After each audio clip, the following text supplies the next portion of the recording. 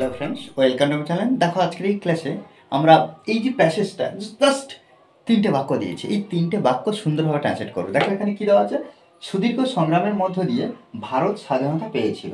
অনেক স্বাধীনতা সংগ্রামী দেশের স্বাধীনতার জন্য আত্মবিসর্জন দিয়েছিল। ওই সব শহীদরা আমাদের হৃদয়ে অমর হয়ে আছেন। দেখো এখানে জাস্ট আমি একটা ছোট্ট মতন ছক তৈরি করব, ছোট্ট মতন ছক। এই ছকের মাধ্যমে আমরা এই বাংলা বাক্যগুলো ট্রান্সলেট করব। সবাই ভাবছো যে ছকটাই আবার কিসের জন্য, ছক আবার কি হবে। দেখো একটু ধৈর্য ধরে আমাদেরকে বিষয়টা বুঝতে হবে। দেখো একটা বাংলা বাক্য ট্রান্সলেট করতে হলে ফার্স্ট টাইম কী করতে হয় জানো, বাক্যের মধ্যে ক্রিয়াটা, ভার্বটা খুঁজে বার করতে হবে। কি বললাম? ভার্ব বা ক্রিয়াটা খুঁজে বার করবো। কি বললাম না, এই যে ভার্ব খুঁজে বার করবো। তারপরে কি করব, ভার্বটা। আর বাংলা বাক্যের, একটা বাংলা বাক্যের সবসময় শেষে, সব শেষে কি থাকে? ভার্ব থাকে সব শেষে। দেখো সুদীর্ঘ সংগ্রামের মধ্য দিয়ে ভারত স্বাধীনতা পেয়েছিল। এই যে দেখো, এই যে পেয়েছিল, এটাই তো ভার্ব। 1 নম্বর বাক্য, অনেক স্বাধীনতা সংগ্রামী দেশের স্বাধীনতার জন্য আত্মবিসর্জন দিয়েছিল। এই যে দেখো বিসর্জন দিয়েছিল, এটাও ভার্ব। দেখো বাক্যের শেষে আমরা পাচ্ছি ওই সব শহীদরা আমাদের হৃদয়ে অমর হয়ে আছেন। এই যে অমর হয়ে আছেন, এটাই ভার্ব। দেখো বাক্যের শেষে আমরা পাচ্ছি, বাক্যের শেষে পাচ্ছি। এবার আমাদের মনে হবে তাহলে যে ভার্বটা আমরা পেলাম, তাহলে সাবজেক্টটা কিন্তু সবসময় বাক্যের প্রথমে থাকবে, এর কোনো অর্থ নেই। যেমন এখানে দেখো, সুদীর্ঘ সংগ্রামের মধ্য দিয়ে ভারত স্বাধীনতা পেয়েছিল। তাহলে সাবজেক্ট কোনটা আমরা বুঝতে পারলাম না, সাবজেক্ট কোনটা হবে বুঝতে পারি। সাবজেক্টটা বার করতে হলে কি করতে হয়, যে ভার্ব পাবো, এই যে ভার্ব কে দিয়ে প্রশ্ন করব, কে দিয়ে প্রশ্ন করব? সুদীর্ঘ সংগ্রামের মধ্য দিয়ে ভারত স্বাধীনতা পেয়েছিল। পেয়েছিল, কে পেয়েছিল? কে পেয়েছিল? ভারত, এটাই সাবজেক্ট। ওকে, এবার দেখো যে ছকের কথা বলছিলাম। একটা জিনিস দেখো, আমরা প্রত্যেকবারে কি করব, একটা বাক্য তৈরি করতে যখন হবে, আমাদের বাক্য তৈরি করব, তখন কি করব, সাবজেক্ট প্রথমে দেবো, তারপরে কি করব, ভার্ব ব্যবহার করব। ভার্ব ব্যবহার করব। ভার্ব ব্যবহার করার পরে দেখো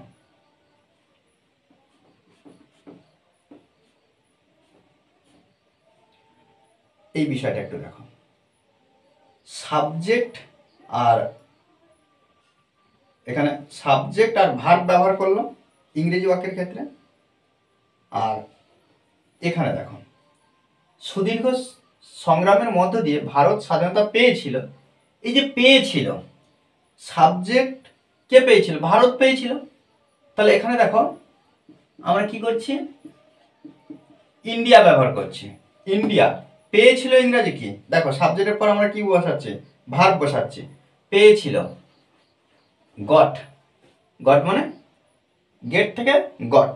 তাহলে এখানে সাবজেক্ট আর এখানে V2 পাস্ট টেন্স, পেয়েছিল। এরপরে আমরা বাংলা বাক্যটা কি করব, ভার্ব যেটা পাবো তার আগে চলে আসবো। দেখো পেয়েছিল, এরপরে আমরা এটা লিখব। আমরা বাংলা বাক্য যখন ট্রান্সলেট করবে ইংলিশে, ডান দিক থেকে কি করব, বাঁ দিকে চলে আসবো। অর্থাৎ পেয়েছিল, তারপর স্বাধীনতা লিখব। ভারত যেহেতু সাবজেক্ট আমরা পেয়েছি, এবার কি মধ্য দিয়ে, এই যে আচ্ছা এখানে দেখো সংগ্রামের মধ্য দিয়ে, সুদীর্ঘ সংগ্রামের মধ্য দিয়ে, এরপরে এটা আছে, এটা কিন্তু আমরা আলাদা করব না।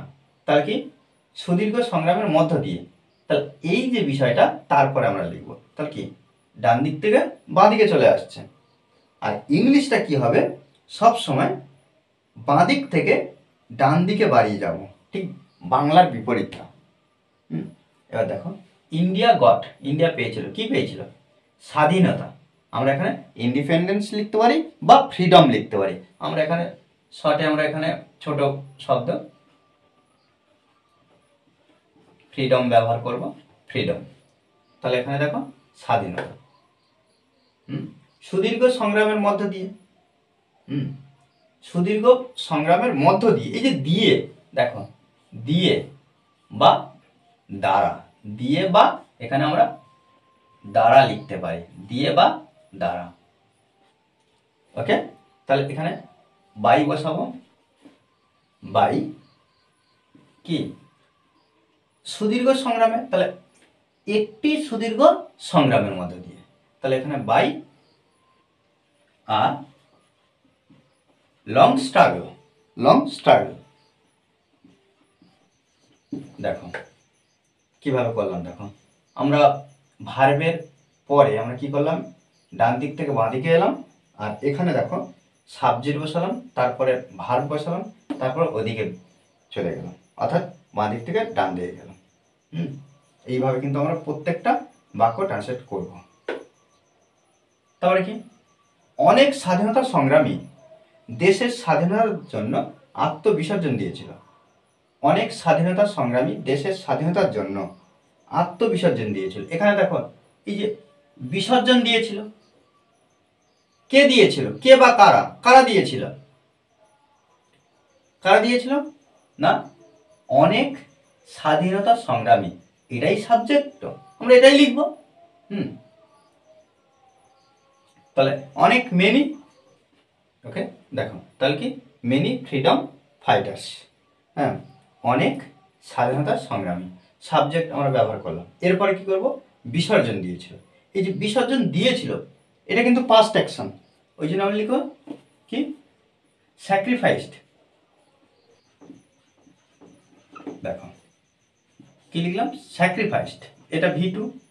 এবারে দেখো আমরা কি করলাম না, সাবজেক্ট ব্যবহার করলাম, এখানে সাবজেক্ট আমরা ব্যবহার করলাম, তারপরে V2 ব্যবহার করলাম।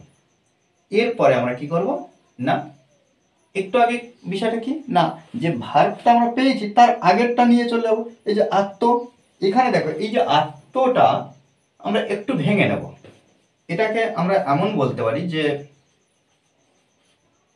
আত্ম মানে কি তাদের জীবন, তাদের জীবন, তাদের না অনেক স্বাধীনতা সংগ্রামী, অর্থাৎ স্বাধীনতা সংগ্রামী জীবন, এই যে তাদের জীবন। তাহলে এখানে কি many freedom fighters sacrificed their lives. Okay, তাহলে আত্ম বা তাদের জীবন হলো, আমরা এটা করলাম। দেখো ভার্বের আগে এটা করলাম, আর এখানে দেখো আমরা ভার্বের পরে এদিকে বাড়ালাম, অর্থাৎ এই জিনিসটাকে আমরা এগিয়ে নিয়ে যাচ্ছি। আত্ম, তারপর কি দেশের স্বাধীনতার জন্য, দেশের স্বাধীনতার জন্য, এই যে জন্য ফর, ফর স্বাধীনতার, তাহলে এখানে দেখো জন্য তারপর স্বাধীনতা, নির্দিষ্টভাবে যেহেতু বোঝাচ্ছে এখানে আমরা দা ব্যবহার করব, দা ইন্ডিপেন্ডেন্স, দা ইন্ডিপেন্ডেন্স স্বাধীনতা, ইন্ডিপেন্ডেন্স। তাহলে কি ফর দ্য ইন্ডিপেন্ডেন্স, স্বাধীনতার জন্য, কার, দেশের। এই যে দেশের এই র থাকার জন্য আমরা এখানে কি করব, অফ ব্যবহার করব, অফ দ্য কান্ট্রি।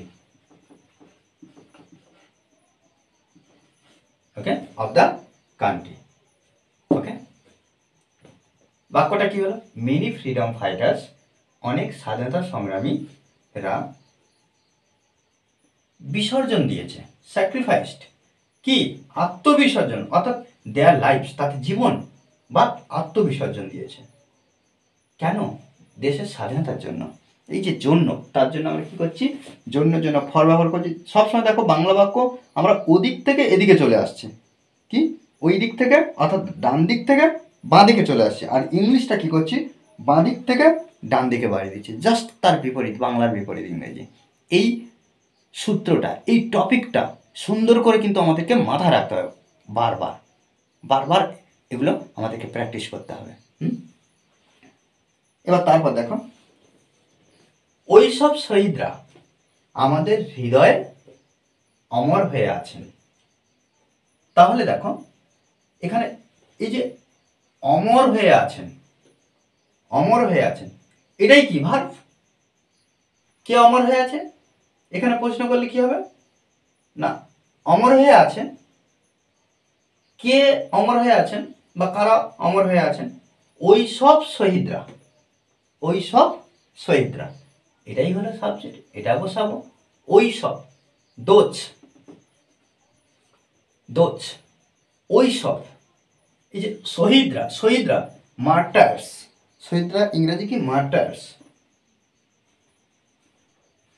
দেখো মার্টার্স মানে কি শহীদ, তাহলে দোজ মার্টার্স, এস যুক্ত করা আছে, তাহলে অনেকজনকে বোঝাচ্ছে, তাহলে সাবজেক্ট, এটাই সাবজেক্ট, তাহলে দোজ মার্টার্স, ওই সব শহীদরা কি অমর হয়ে আছেন আর ইমমর্টাল। দেখো তাহলে কি আর ইমমর্টাল, এটাই কি ভাব। আমরা কি করেছি যা ওই সব শহীদরা, তাহলে দোজ মার্টার্স, ওই সব শহীদরা, এরপরে আমরা কি করেছি ভার ব্যবহার করেছি আর ইমমর্টাল, অমর। আমাদের হৃদয়ে, আমাদের হৃদয়ে, আমাদের হৃদয়ে ওই সব শহীদরা কি অমর হয়ে আছে। তাহলে আমরা এখানে লিখবো কি আমাদের হৃদয়ে বাকি আছে, ইন আওয়ার হার্টস। দেখো এইভাবে ওই সব শহীদরা আর ইমমর্টাল অমর হয়ে আছেন ইন আওয়ার হার্টস, আমাদের হৃদয়ে বা আমাদের হৃদয়ের মধ্যে। ওকে, দেখো এইভাবে কিন্তু আমাদের সুন্দরভাবে বিষয়গুলো বুঝতে হবে এবং ট্রান্সলেট করতে হবে। মনে রাখতে হবে যে প্র্যাকটিস, প্র্যাকটিসের বিকল্প কিছু নেই। ওকে, আর এই ক্লাসটি যদি ভালো লাগে অবশ্যই লাইক কমেন্ট শেয়ার, আর যারা এখনও পর্যন্ত এই চ্যানেলটি সাবস্ক্রাইব করেনি তারা অবশ্যই চ্যানেলটি সাবস্ক্রাইব করে পাশে থাকবেন। Okay, thanks for watching this video.